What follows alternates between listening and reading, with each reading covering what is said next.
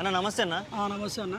ఇప్పుడు హైదరాబాద్లో ఎటు చూసిన అరెస్టుల పర్వం జరుగుతుంది. అవును. అల్లు అర్జున్ అరెస్ట్ అంటున్నారు. దాని గురించి పక్కన పెడితే త్వరలో ఇంకా అరెస్ట్ చేయబోతున్నాం అంటూ ఒక వార్త వస్తుంది. అదే కేటీఆర్ గారి అరెస్టు.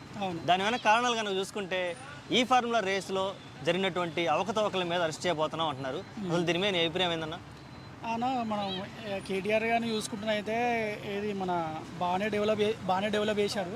కాకపోతే ఏంటంటే తర్వాత ఏది కారేజ్ అనేది పెట్టాడు. ఏది మన ఖైరతాబాద్ నుంచి మన ట్యాంక్ బండ్ నుంచి అవతల పక్క దాకా అది పెట్టిందేమో కానీ పెట్టిన ఐడియా వచ్చింది కూడా చాలా గ్రేట్. ఎందుకంటే నేను చాలా అంటే మామూలుగా ఏంటంటే నాకు రేసెస్ చాలా ఇష్టం.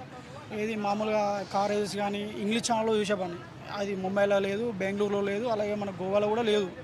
అలాంటిది ఇక్కడ పెట్టడం అనేది చాలా గ్రేట్. అలా పెట్టడం వల్ల ఇంకోటి చాలా మందికి ఉపాధి కూడా వస్తుంది. ఎలా అంటే ఇప్పుడు స్పోర్ట్స్ పరంగా చూసుకుంటే మన తెలంగాణ రేసింగ్ అనేది డెవలప్ అయిపోతుంది. కాకపోతే దానికి బాగానే ప్రాఫిట్స్ కూడా వచ్చాయి. మనం ఏది 700 కోట్ల దాకా బాగానే లాభాలు వచ్చాయి. మరి అలాగే దాన్ని చూడడానికి వచ్చారు కదా, ఎక్కడెక్కడి నుంచి వచ్చారు. నేను కూడా రీసెంట్గా వెళ్ళాను, చాలా బాగుంది రేస్. ఎప్పుడు నేను మామూలుగా టీవీలో చూసేవాడిని, రియల్గా చూశాను. అది చాలా గుడ్ ఎక్స్పీరియన్స్ అన్న. ఓకే, ఇంత లాభాలు కూడా వచ్చాయి, మంచి ఎక్స్పీరియన్స్ వచ్చింది. తెలంగాణ అందులోనూ హైదరాబాద్ని ఒక బ్రాండ్ అంబాసిడర్ లాగా ప్రపంచానికి చూపెట్టారు. అవును. ఇన్ని పాజిటివ్ అంశాల మధ్యలో ఇంకా దాంట్లో అవకతవకలు జరిగాయి అంటూ ఒక అరెస్ట్ చేస్తామంటూ రేవంత్ రెడ్డి గారు కొన్ని వాదనలు చేయడం, ఒక కేసు ఫైల్ చేయడం ఎలా అనిపిస్తుంది అన్న? ఇప్పుడు రేవంత్ రెడ్డి చూసుకుంటే ఎట్లుంటుంది అంటే అన్న, పిచ్చోనికి రాయేసి ఎట్లుంటుంది, ఇవాళ తల పడితే వాళ్ళ తల బలగొడుతుంది. అట్లనే ఇప్పుడు రేవంత్ రెడ్డి విషయం కూడా అట్లే ఉంది.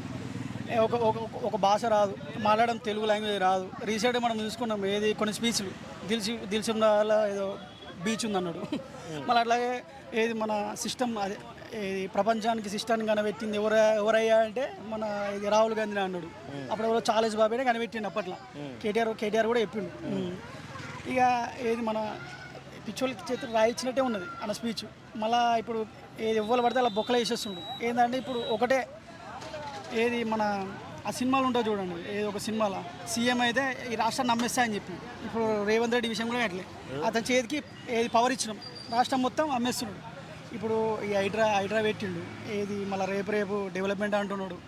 ఉన్నాయి అన్నీ తీసుకుపోయి నాశనం చేస్తుండు. ఇప్పుడు ఈ నాశనం భర్తీ చేయాలి, మళ్ళీ ఈ భర్తీ చేసింది మళ్ళీ డెవలప్ చేయాలి అంటే రాష్ట్రం అప్పుల పాలు అవుతుంది. మళ్ళీ ఈ భారమ ఊళ్ళ మీద పడుతుంది, జనాల మీదనే పడుతుంది. మళ్ళీ ఈ టాపిక్ డైవర్ట్ చేయాలని చెప్పి ఏం చేస్తాడు, ఇక సినిమాల వాళ్ళను లేకపోతే టాపిక్ డైవర్ట్ చేసి లేకపోతే ఈ అదే ఇంతకుముందు ఉన్న ప్రభుత్వం మీద ఏదో ఒకటి నెట్టేస్తున్నాడు. అట్లా అంటే ఇది డైవర్షన్ పాలిటిక్స్ లేదా ప్లస్ కక్ష సాధింపు చర్యలు అనుకోవాలి, రెండు అనుకోవాలా? రెండు. ఎందుకంటే ఇప్పుడు మనం చూసుకున్నాం ఏది కేసీఆర్ ప్రభుత్వం 10 ఏళ్ళ నుంచి పాటించింది. ఈ పరిపాలన ఎట్లుందంటే చాలా బాగుంది. రీసెంట్గా చూసుకున్నట్టయితే ఏది రైతులు డెవలప్ అయ్యారు. అలాగే మన శ్రీశైలం ప్రాజెక్ట్ పెట్టి కొన్ని లక్షల ఎకరాల ఏది వాటర్ సప్లై అయింది.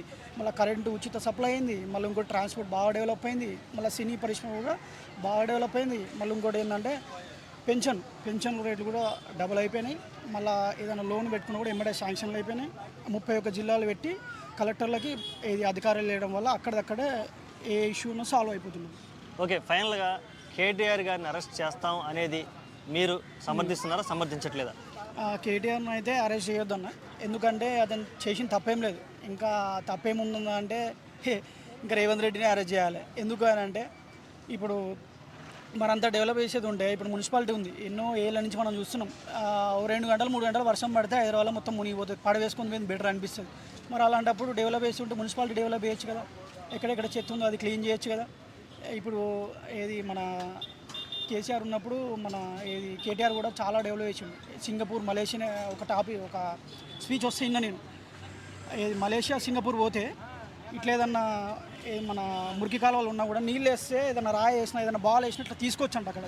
ఏది జపాన్లో కానీ మలేషియాలో కానీ అట్లా చేద్దామని ఇక్కడ ఒక ఐడియాతోటి బాగా డెవలప్ చేద్దాం అనుకుంటు. ఇక ఎప్పుడైతే ఇక ఆ ప్రభుత్వం వెళ్ళిపోయింది, కేసీఆర్ ప్రభుత్వం వెళ్ళిపోయినాక దాన్ని డెవలప్ చేద్దాం అనుకున్నారు కానీ అది కాలేదు ఇంకా.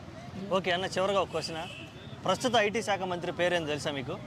ప్రస్తుతం ఐటీ శాఖ అన్న ఏమో అన్న ఐడియా లేదా? గత 10 ఏళ్లలో ఐటీ శాఖ మంత్రి ఎవరన్నా? KTR sir. KTR well noted, అందరూ తెలిసిపోయింది. ఓకే, థ్యాంక్ యూ అన్న, థ్యాంక్ యూ సో మచ్.